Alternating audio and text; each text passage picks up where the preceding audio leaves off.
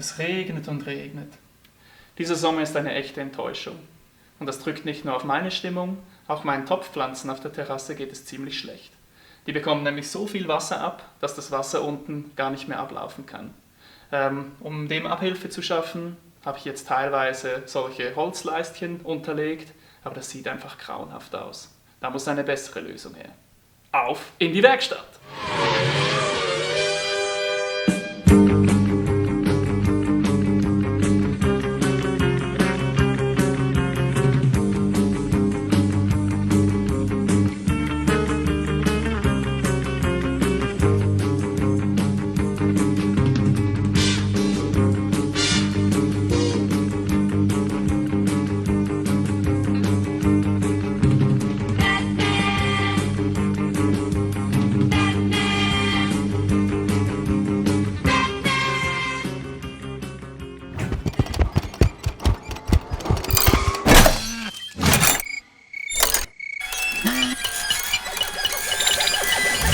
Für diese Topfpflanzenuntersetzer, die ich bauen möchte, könnte man natürlich irgendein Holz nehmen.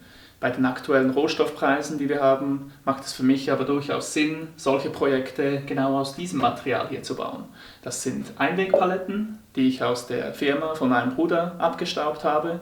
Der hat eine Buchbinderei und gerade in der grafischen Branche sind solche Einwegpaletten ziemlich häufig anzutreffen. Das Problem, das die Firmen haben, ist, dass sich diese Dinge oftmals stapeln und entsorgt werden müssen. Und das kostet natürlich etwas. Darum, wenn ihr auf der Suche nach Rohmaterial für solche Projekte seid, lohnt es sich, bei solchen Firmen mal anzuklopfen. Die sind in der Regel ziemlich froh, wenn sie die Dinge auch mal wieder loswerden.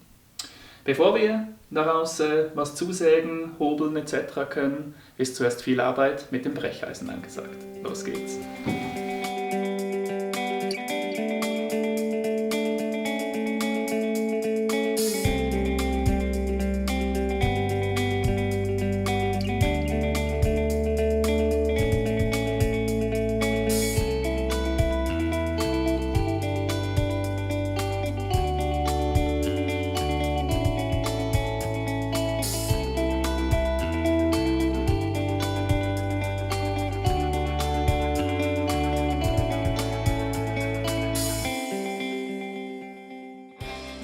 Ganz schön anstrengend, diese Paletten auszuschlachten.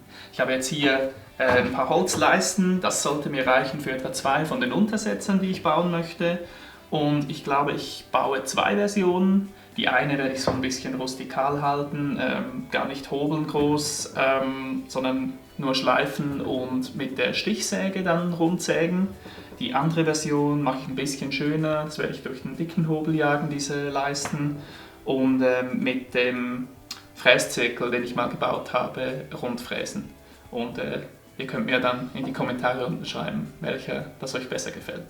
Weiter geht's!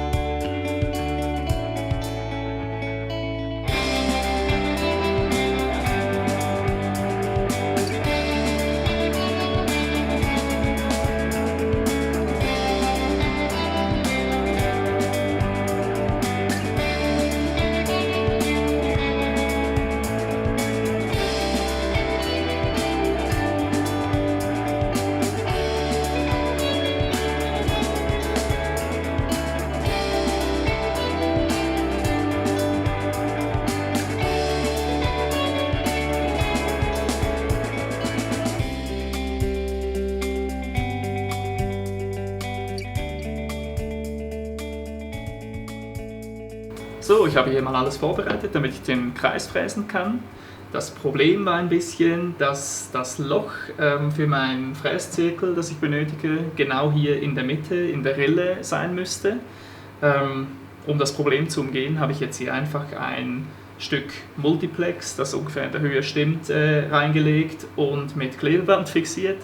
Nicht gerade die eleganteste Lösung, aber ich hoffe, dass das so klappt. Und vor allem, dass wir jetzt einen schönen Kreis fräsen können. Los geht's!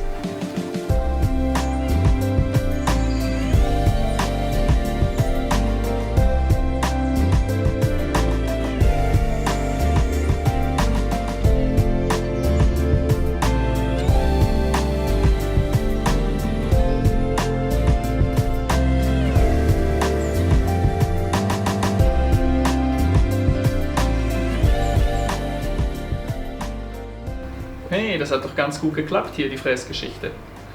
Ich hatte ja erst ein bisschen Befürchtung, dass das mit den Rillen hier vielleicht zu viel Ausriss führt. Sieht man aber gar nichts. Ist wirklich schön rund, schön glatt geworden. Gefällt mir gut.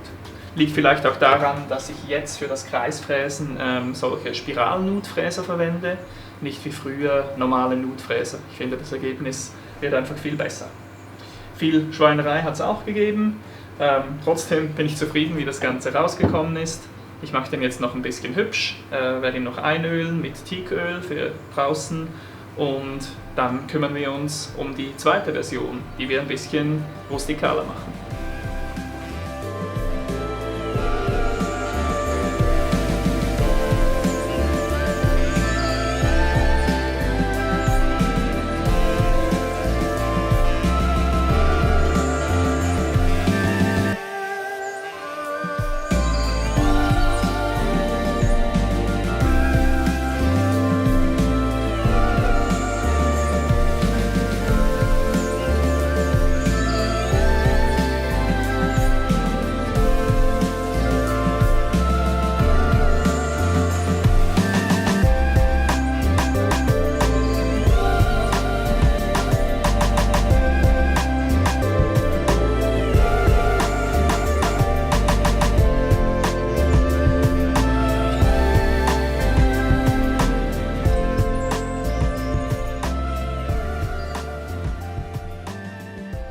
Da hätten wir die beiden Untersetzer. Einmal die etwas größere, rustikale Version und die etwas kleinere Deluxe-Version mit gehobelten Latten und angefassten Kanten. Mein Fazit zu der Geschichte: Man kann das natürlich machen, hier schön hobeln, anfassen, rundfräsen, sieht auch gut aus. Aber ganz ehrlich gesagt, wenn hier später eine Topfpflanze draufsteht auf der Terrasse, dann wird man von der ganzen Arbeit, die man reingesteckt hat, wohl nicht mehr allzu viel sehen. Und weil ich etwa 10 Stück von diesen Dingen machen muss, weil wir so viele Topfpflanzen auf der Terrasse haben, tendiere ich eher zu dieser Version hier. Die hat mich nämlich etwa 20 Minuten gekostet, während das Ding hier mich wohl etwa 1 Stunde Arbeit gekostet hat. Aber sagt mir doch mal eure Meinung. Welcher von diesen Untersetzern gefällt euch besser? Schreibt es mir mal in die Kommentare. Ich bringe die Dinge jetzt noch auf die Terrasse, mache ein paar Beauty-Shots für euch mit den Topfpflanzen drauf. In der Zwischenzeit würde es mich sehr freuen, wenn ihr mir einen Daumen da lasst, was Nettes in die Kommentare schreibt und gerne auch meinen Kanal abonniert. Würde mich sehr freuen. Bis zum nächsten Mal. Macht es gut.